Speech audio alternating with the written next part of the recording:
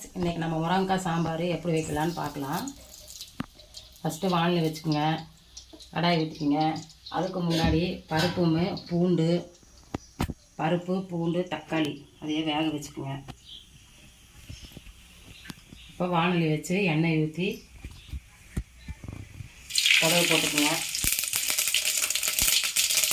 சீரகம் கொஞ்சம் போட்டுக்கோங்க, வெந்தயம் கொஞ்சம் போட்டுக்கோங்க, கொஞ்சோண்டு மிளகு போட்டுக்கோங்க. நல்லா பொரிஞ்சிட்டு சின்ன வெங்காயம், கருவேப்பந்தலையும்,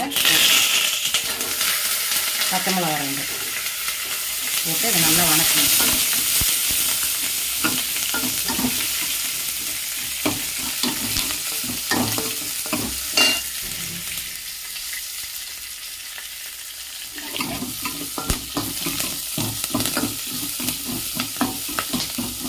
நல்லா வெங்காயம் நல்லா வணங்கி வருது பாருங்கள்.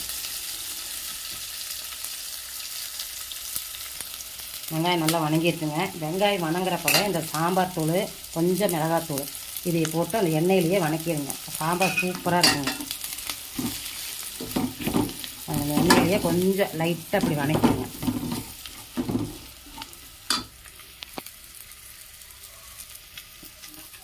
வணங்கினதுக்கப்புறம் முருங்கைக்காய் போட்டுருங்க.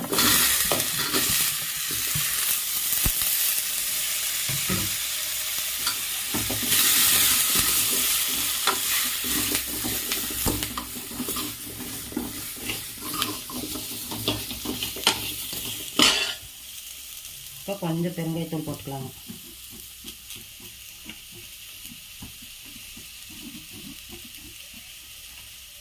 கொஞ்சம் மஞ்சத்தூள் போட்டுக்கலாங்க. மஞ்சத்தூள் பருப்பு போடுறப்பவே நல்லா போட்டாச்சுங்க, அதனால் கொஞ்சமாக போட்டுக்கோங்க.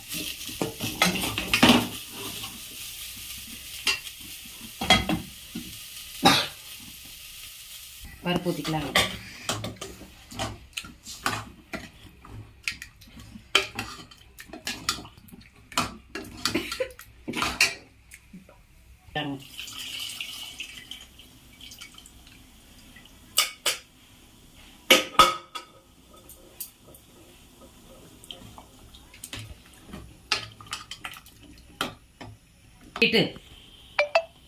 கொஞ்சம் கல் உப்பு போட்டுக்கலாங்க.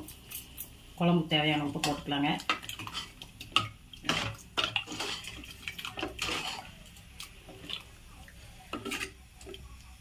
முருங்கைக்காய் சாம்பார் நல்லா கொதிக்கணுங்க.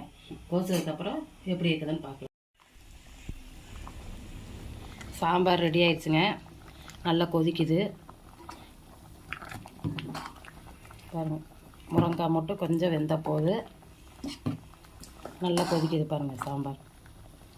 நீங்களும் இந்த மாதிரி முருங்கைக்காய் எடுத்திங்கன்னா பருப்பு போட்டு சாம்பார் வைங்க, நல்லா இருக்கும்.